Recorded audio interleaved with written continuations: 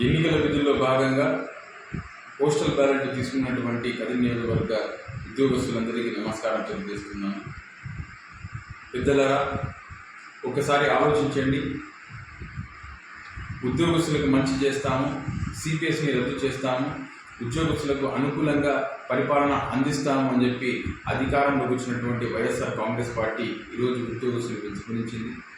సిన్సియర్గా ఉద్యోగాలు చేస్తున్నప్పటికీ కూడా ఉద్యోగస్తులకు ఈరోజు జీతభత్యాలు సరైన సమయంలో అందక అనేకటువంటి ఇబ్బందులు పడుతున్నటువంటి పరిస్థితులు కూడా చూస్తూ ఉన్నాము.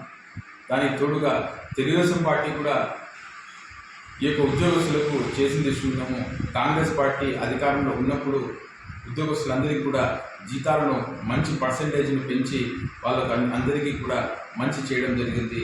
మరి కాంగ్రెస్ పార్టీ అధికారంలోకి వస్తే వెంటనే సిపిఎస్ని రద్దు చేస్తామని చెప్పి మా యొక్క కాంగ్రెస్ పార్టీ మేనిఫెస్టోలో పెట్టడం జరిగింది. పెద్దలారా, దయచేసి ఒకసారి ఆలోచించండి.